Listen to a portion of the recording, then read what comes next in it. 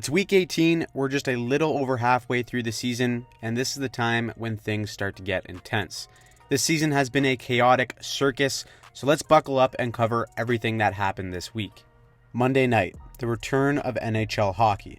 Monday night saw NHL hockey back in action after the All-Star break, and we got the Leafs and Isles to set the tone. Of course, we're handing out participation trophies, with Pierre Engvall getting a video tribute. I know ushers who put in more legwork at MLSE than Pierre Engvall did when he was a Leaf. Of course, Engvall, being a former Leaf, would score the game winner despite Tavares putting on a show. Also, John Tavares is being audited by the CRA. I just can't believe Canada. This guy leaves the island, says screw it, I'm playing for my hometown team, and we hit him with the fattest tax bill of all time. That's just perfect. There goes the hometown discount in 2 years. JT is jealous of the real JT, and this is just a massive ploy to ultimately cancel the Leaf Cup parade. I just know it. The Islanders end up taking the game 3-2, but we also had another New York team in the Rangers taking on the Avalanche. That saw Nathan MacKinnon, the Nate Dogg, slice through the Rangers like warm butter and bury this end-to-end rush. That right there is good for our disgusting goal of the week, brought to you by our friends at VaporFresh. VaporFresh allows hockey players and parents to clean and deodorize equipment the right way. I know the dog is probably going to spray some on his mitts because that goal was filthy, and I myself use it on my equipment since washing it over the years has got everything falling apart.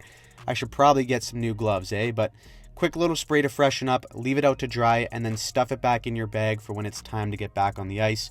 You can grab a bottle for 10% off in our description, and you can also watch Alexis Lafreniere bury the OT winner against the Avs to seal a 2-1 win for the Rangers. Tuesday night, you just can't do that. Despite Martin Popisil doing what every hockey fan has wanted to do at some point in their life in cross-checking Brad Marchand in the face, you simply can't do that, and he got tossed and got 5 in a game. Andrei Kuzmenko, however, fit in nicely for the Flames as he got a goal in his first game, and he helped the Flames get a gutsy 4-1 win over the Boston Bruins. Nazem Kadri is pretty fired up about it, as he summed up the win by saying a pack of hyenas can take down a lion. Speaking about things you can't do, how about Brendan Dillon absolutely smoking Achari with this hit to the head? Dillon was ejected from the game and suspended 3 games because, well, you just can't do that. The Jets got shut out in this one, and that already started to create a little bit of heat around the Canadian market. However, the biggest game of this night was the Oilers versus the Golden Knights. The Oilers were looking to tie NHL history by winning 17 games in a row, and the Golden Knights were looking to play the bad guy.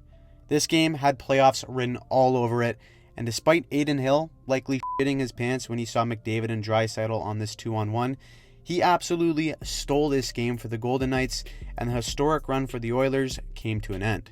The silver lining, though, is that the Oilers saved their season with this win streak. We did a breakdown on the channel of how the Oilers were able to 180 their season, so make sure you check out that video after this one. Wednesday night, injury heartbreak. In this Rangers versus Lightning game, defenseman Mikhail Sergachev suffered a fractured left tibia and fibula on this reverse hit.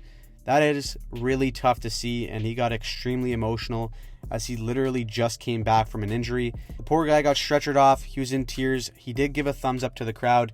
He got surgery the next day, and really, there's no timetable for his return. Tampa was already struggling without him, and were apparently shopping for a D-man, and now that he's out indefinitely, Tampa's going to have to make a decision here down the stretch. Their captain is on an expiring deal, and they are a bubble team, yet they still have a core group that is more than capable of winning a Stanley Cup. They will be a fascinating team to watch down the stretch here. For lighter news, we got the battle of the Felinos between two of the most boring teams in hockey right now, in the Wild and the Blackhawks. Someone get Bedard back on the ice so that Hawks games can be fun to watch again. But on a real note, the Blackhawks may lose a lot of games, but for the most part, they keep the scoring low and within 1 or 2 goals. For a team that is built like an AHL roster, they play extremely hard and with decent structure. Unfortunately, they just don't have enough talent to pull through and get wins, as they lost this one 2-1 to the Wild. By midweek as well, I'm happy to announce that the parade was back on for the Leafs, as the core 4 went off, scoring all 5 goals to beat a solid Stars team. Depth scoring just does not exist for the Leafs, but hey, let's save the depressing facts for April. Thursday night, deja vu. Canucks fans got PTSD on Thursday when they got shut out by the Bruins 4-0. It is 2011 all over again, and deja vu, as Marchand continues to lead this team by example and help the Bruins win over the Canucks. Also, how about Travis Konechny picking up a Gordie Howe hat trick in just 4 minutes on Thursday against the Jets? Buddy is the living embodiment of what it means to be a Flyer, and they made it look easy against the Winnipeg Jets. Jets fans are getting deja vu from last year when they crumbled in the second half of the season. The structure that made them so hard to score against in the first half has gone completely out the window in this 5-game losing streak. Thursday night also saw Marty Necas record a natural hat trick as he sinks the Dog and the Avs 5-2.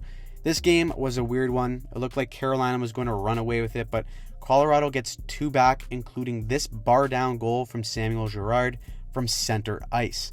Carolina has survived a bumpy first half by being second in the Metro, but goaltending obviously remains an issue. Friday, Fleury gets his flowers. Friday was another light night in the NHL with only 3 games on, but the Wild honored Fleury's 1,000th game against his former team in the Pittsburgh Penguins. He was brilliant for the Wild to take the game 3-2.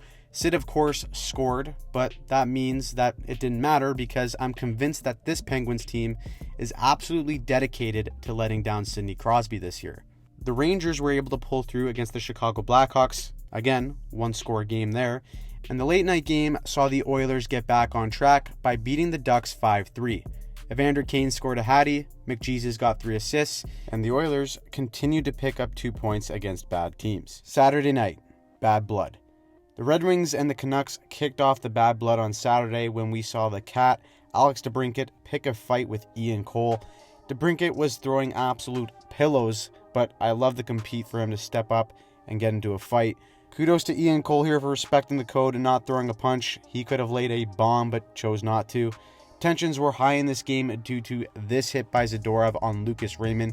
Zadorov got ejected from the game and also got a swift 2-game suspension on top of it for laying that hit. This was a tight game all around as the Red Wings scored late to tie the game at 3s, and that set up a 3-on-3 OT, which would see a penalty shot for Jake Wallman after he got hooked on this breakaway by Quinn Hughes. He buries and hits his signature gritty for the celly, and the Red Wings pick up 2 points. Underdog win of the night has to go to the Caps as they lost 6 in a row, but they found a way to shut out the Bruins, and Ovi became the all-time leader in empty net goals, passing the Great One himself. He's got 4 goals in 4 straight games, and my fantasy team is begging that he's truly not washed. The Panthers continue to show everyone that they should be feared as they shut out the Abs with Bobrovsky standing on his head, making 35 saves in the win. Reinhart got another power play goal in this one to add to his ridiculous season. Then we had the Battle of Ontario, and the tensions in this game boiled over big time.